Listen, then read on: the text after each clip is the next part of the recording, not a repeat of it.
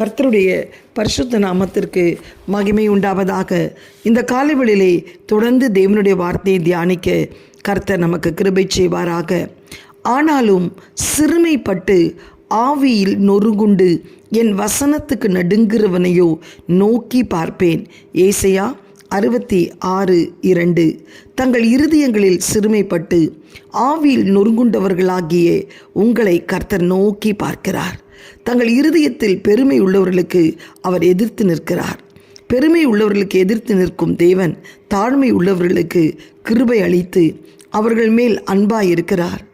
தேவகுமாரனும் கூட தமது மகிமையை எல்லாம் துறந்தார். மகிமையின் தேவன் மனிதர்கள் நடுவில் வாசம் பண்ணும்படி மனிதனாய் பிறந்து தச்சனின் மகனாக வாழ்ந்தார். எல்லா விதங்களிலும் நம்மை போலவே பாடுகளையும் சோதனைகளையும் சகித்தார். ஆனாலும் தம்முடைய வாயை திறவாமல் தம்மைத்தாமே தாழ்த்தி வெறுமையாக்கி பிதாவாகனை தேவனை நோக்கி மாத்திரம் பார்த்தார். தங்களுடைய முழு இருதயத்தோடும் ஆத்மாவோடும் பலத்தோடும் உண்மையாய் தேவனில் அன்பு கூறுகிற தமது பிள்ளைகளை அவர் நோக்கி பார்க்கிறார். ஒருவன் கிறிஸ்துவுக்குள் வரும்போது தனது பெருமைகளை புறம்பே தள்ளுகிறான், சாதனைகளை எண்ணாதிருக்கிறான். பழைய மனிதனை கலைத்து போட பின்னர் தனது உள்ளத்தில் புதிய சிருஷ்டியாக மாறுகிறான். தனது வாழ்க்கையை பரிசுத்த ஆவியானவர் ஆளுகை செய்யும்படி ஒப்புக் கொடுக்கிறான். ஒவ்வொரு நாளும் தேவனுக்கு சமீபமாய் சேர்ந்து மென்மேலும் தாழ்மையை நடத்து கொள்கிறான். மட்டுமின்றி நொறுங்கின ஆவி உள்ளவனாய் கர்த்தருடைய வசனத்திற்கு நடுங்கி வாழ்கிறவனாய் இருக்கிறான். சிறுமையும் நொறுங்குண்ட ஆவியும் உடைய மனிதன் என்பவன் யார்? தேவனாகிய கர்த்தரை மேன்மைப்படுத்தி அவருக்கு பயந்து அவருடைய வழிகளில் நடக்கிறவன். அவன் சிறுமையும் எளிமையுமான ஆவி உடையவனாயிருப்பான். இந்த புதிய நாளிலே கர்த்தருக்கு ஸ்தோத்திரம். உங்களை ஆசீர்வதிக்கும்படி கர்த்தர் காத்திருக்கிறார். எனவே அன்பான தேவ பிள்ளையே, தாழ்மையும் நொறுங்குண்ட ஆவியும் உடையவர்களாயிருங்கள். அப்பொழுது தேவன் உங்களில் மகிழ்ந்து ஏற்ற வேளையில் உங்களை உயர்த்துவார். எல்லாவற்றுக்கும் மேலாக சுத்த இருதயத்தோடு தம்மை நோக்கி பார்க்கிறவர்களை அவர் நேசிக்கிறார். எனவே தேவனுக்கு துக்கத்தை தரும் சகலவற்றையும் களைத்து போடுங்கள். உங்கள் வழிகளை சீர்படுத்தி அவருக்கு நெருக்கமாய் சேருங்கள். உங்களை அழைத்த தேவன் பரிசுத்தராய் இருக்கிறது போல் நீங்களும் உங்கள் நடக்கைகள் எல்லாவற்றிலும் பரிசுத்தராய் இருங்கள்.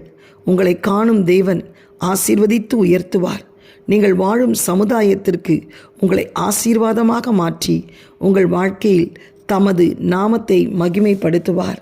சிறுமையும் நொறுங்குண்டமான ஆவி எனக்கு தாரும் என்று சொல்லி ஆண்டவருடைய சமூகத்திலே கேளுங்கள். அந்த சிறுமையும் எளிமையும் நொறுங்குண்ட ஆவி உனக்கு இருக்குமானால் தேவனை முழு இருதயத்தோடு நீ நோக்கி பார்ப்பாயானால் உன்னை கர்த்தர் கடாட்சி தருள்வார். அன்னாள் எல்கனாவிடத்திலே போகவில்லை, பெண்ணினால் இடத்திலே பிரச்சனை பண்ணவில்லை. மாறாக தேவ சமூகத்திலே சிறுமைப்பட்டவளாய், எளிமையானவளாய், மனக்லேசம் உள்ள ஒரு ஸ்ரீயாய், நொறுங்குண்ட பாத்திரமாய் கர்த்தரை நோக்கி பார்த்தார். கர்த்தர் கடாட்சி தருளினார். லேயாள் சிறுமைப்பட்டவளாய், எளிமையானவளாய், ஒடுக்கப்பட்டவளாய், நொறுங்குண்டவளாய் யாக்கோப்பை நோக்கி கர்த்தருக்கு பார்க்கவில்லை, தேவனை நோக்கி பார்த்தாள். தேவன் அவள் சிறையிருப்பை மாற்றினார். இன்றைக்கு நீ எந்த நிலைமையில நொறுக்கப்பட்டிருக்கலாம்.